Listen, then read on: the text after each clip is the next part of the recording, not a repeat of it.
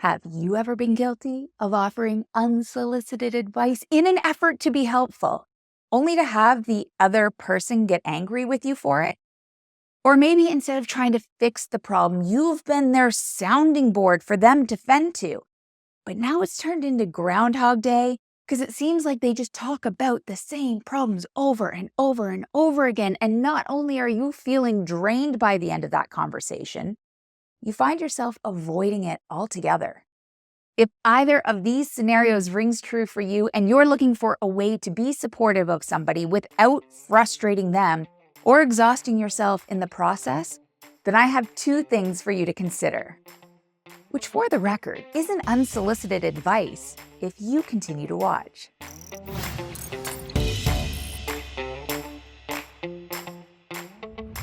We've all been there at some point. A friend, a loved one, a work colleague is having a hard time, and you want to be helpful, but you aren't sure how.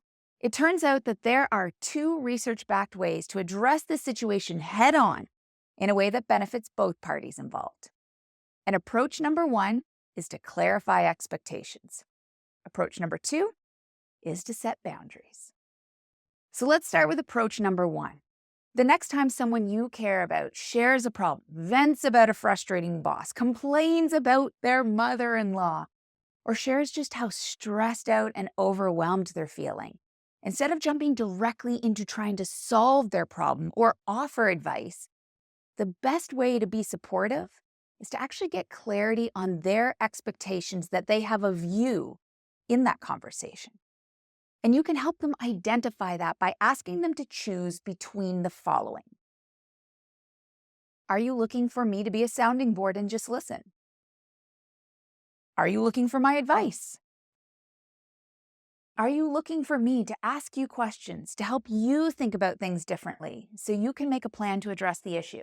See, while venting and complaining and commiserating about a situation may feel validating and even good in the moment, rarely does it make a situation any better. In fact, it often leaves people feeling more stuck and more helpless within that situation. So when you ask these expectation-clarifying questions, it refocuses the conversation away from the problem and toward possible actions, while simultaneously helping both sides get clear on the goal of the conversation and the roles and accountabilities that you each have in that conversation. Which means, for my unsolicited advice givers out there, if they ask you to be a sounding board and you still share your opinions and your advice, don't be upset if they don't take it. They never asked for it. But here is where things can get tricky. While many of us get caught in the advice trap, myself included, what do you do when someone seems to only want you to listen, but they keep talking about the same situation, going in circles, without making any effort to truly address the issue? Here's a suggestion. Start with a small nudge. Try to get them thinking about potential solutions versus simply just venting about the problem. So try saying something like this. I know we've talked about this before, and I can see how much it's affecting you. So I'd like to suggest trying something different. You take the next 5 minutes to vent, but before we get off the line, let's come up with at least 3 actions that you can take to address this in a way that is helpful and healthy for you. And if this doesn't work, and it's taking a toll on you emotionally, it's draining your energy, and it's actually starting to hurt that relationship, it may be time to enact approach number 2 and set some clear boundaries about just how long you're going to stay in that listening role. If it's a coworker that you speak to regularly, maybe it's 2 weeks.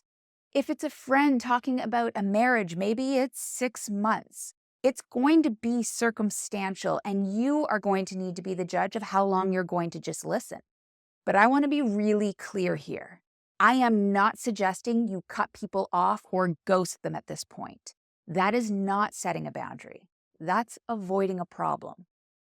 What I am suggesting is that you openly address the situation and share your boundaries with them directly. And here's one suggestion of how sharing that boundary could sound. I know this situation is really hard, and I truly want to be supportive of you. The challenge is that for the last 4 months, we keep having the same conversation.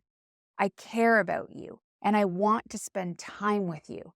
But if you aren't ready to take actions to address this situation or to look for help, I can't just be your sounding board anymore when we're together.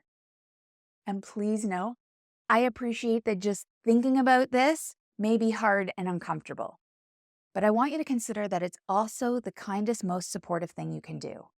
The reality is, for most people, when they feel frustrated and overwhelmed and anxious, they don't even realize how stuck they've become on what's not working. In fact, often asking these 3 role-clarifying questions right up front when they bring you the problem helps to shift the dynamics of that conversation by reminding them that they do have choices, and often that's enough to move them towards a different outcome.